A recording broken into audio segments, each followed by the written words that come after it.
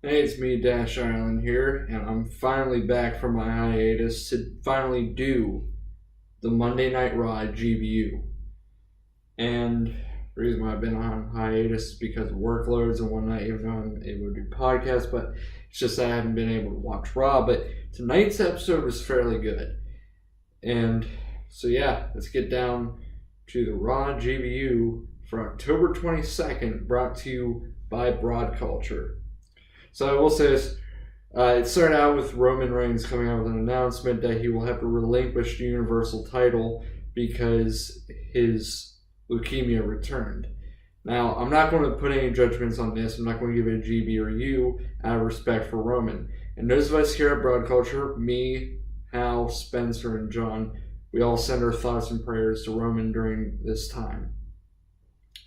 After that heavily emotional moment with Roman and his Shield brethren, we transition into Finn Balor versus Bobby Lashley, with Finn winning the match. The good part of it is that it's good heel work for Bobby Lashley because, well, it's going to give him something. What's bad is that I get Leo Rush is supposed to be annoying, but it's still a bit of an ear sore. And then the ugly part of it is the feud, because it's going to be another feud where Finn gets the bad end of the stick. It's going to be a one-off and does nothing good for both, really, but it's also going to keep Bobby Lashley in purgatory.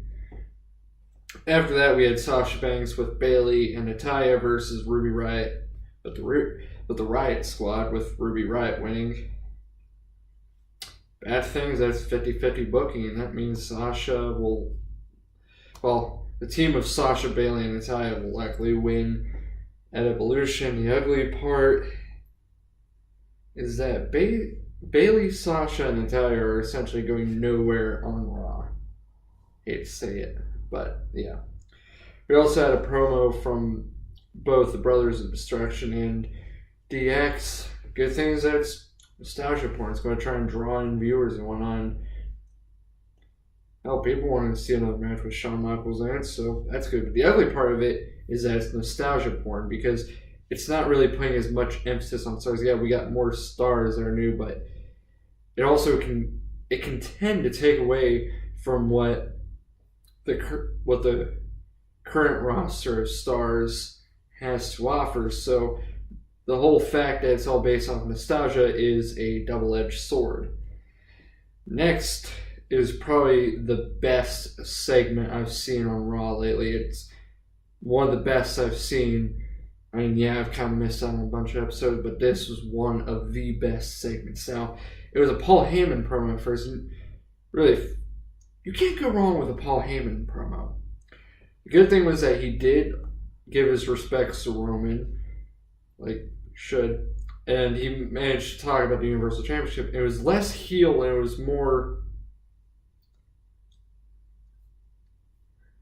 in a honorable way, and he plugged in Brock for this match. And then Braun comes in, and Braun, he killed it. He delivered a great promo full of anger. I loved it. And then I did not expect this. Out of nowhere, Drew McIntyre delivered a Claymore kick to Braun, and it was great. Everything about that segment was just good. Best segment of the night. Then we had Elias versus Apollo Crews, with Elias winning, and then Elias goes to perform after the commercial break. Baron Corbin comes in, says we need to get the show going, and Elias leaves, but then smashes Corbin on the back with a guitar. A great thing, it's Elias. Elias is just good at his heel work. Bad thing, Corbin. Yeah, he gets more character work out of this, but the good thing out of that was that Elias' guitar smashed Baron Corbin. Just slams the guitar on his back. That was a good thing. The ugly thing is that Elias and Apollo are still stalled at the bottom. Yeah, I mean, Elias hasn't really gone anywhere. He's remained stagnant. And Apollo got no character to him. Then we had Ronda Rousey, Nikki Bella contract signing with. The good thing that a Ronda segment can't go wrong. This one proves that she's trying to be patient for Evolution, because Nikki Bella just slapped her right across the face. The bad thing is that it's kind of weird to have contract signings when we already know they're going to have a match.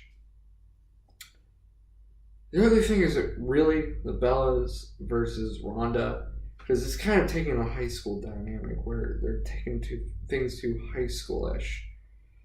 But you know what? I'll accept it just as long as they don't give Nikki Bella the women's championship. I couldn't tell if it was Nikki or Brie, but it's most likely Nikki because she's more popular. I don't care anymore. Then we had Nia Jax versus Ember Moon versus Dana Brooke versus Tamina in a 4-way that's just supposed to build up to that Battle Royale at Evolution. Bad thing is that it's weird how when Tamina came back from injury, she just landed on Raw when she was originally on SmackDown. The good thing was that Ember Moon won. I'm a fan of Ember Moon. The ugly thing is that I didn't care about the match much to fast forward it through it, because I record these episodes whenever I can't catch them. But yeah, I didn't really care for the match. Next we had a segment where Titus O'Neil talked about breast cancer awareness and whatnot. That's good. It's a good segment. It's always good to bring cancer awareness and whatnot. So yeah, nothing else to say about that. Then there was a Trish Stratus and Lita interview backstage, which I thought I was going to give this bad, but it was actually pretty good. Now hopefully Trish Stratus and Lita's match against Mickie James and Alexa Bliss is a good one. It probably will because they're all good superstars. I mean, I personally had a crush on Trish Stratus whenever I was younger. But Trish Stratus and Lita decided they didn't decide, but they were having a backstage interview talking about being the best, which they practically are the best, and they bring out the best in each other. Then Alicia Fox comes out. She's giving her heel shtick, and then she and Mickie James ambush Trish Stratus and Lita. Then Trish Stratus and Lita just trash them. And that was great. So yeah. And then comes out the main event, which had the second best segment of the night, which you had Dean Ambrose and Seth Rollins in a tag team match for the tag titles against Drew McIntyre and Dolph Ziggler, the champions. The good thing is that Drew and Dolph, they have a natural chemistry. They're just so good.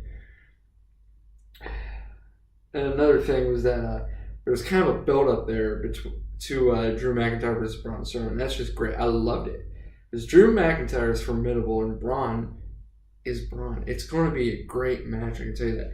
And I really hope that Drew McIntyre gets a Universal title, but not before Braun does. Braun deserves to have it and then have that build up to where Drew can finally take it. But Drew is doing a way better than he did many, many years ago.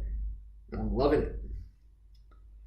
The bad thing about this match was that the Intercontinental title is still never mentioned, really. It's got nothing to it. And Dean Ambrose and Seth Rollins came the new Raw Tag Team Champions, which I can see now that they're building up towards Drew versus Dean, and they're going to bring the IC title back in the picture, but probably be a triple threat deal because whenever they started celebrating, Dean finally turned heel, which it was good that he turned heel, but the ugly thing about it is that it was bad timing for Dean's heel turn because of the Roman Reigns situation. But you know what? As long as they put Drew versus Braun after Crown Jewel and then have Dean versus Seth versus Dolph for the IC title, that's going to be some good stuff. So yeah, Monday Night Raw was fairly good tonight, so I am glad that my return to G.B.U. had some good stuff to offer because I hate this negativity that I bring. So yeah, that is G.B.U. So if you enjoyed this video, be sure to like. And for more content from the channel, be sure to subscribe. I'm Dash Charlie from WhatCulture, and I will see you later.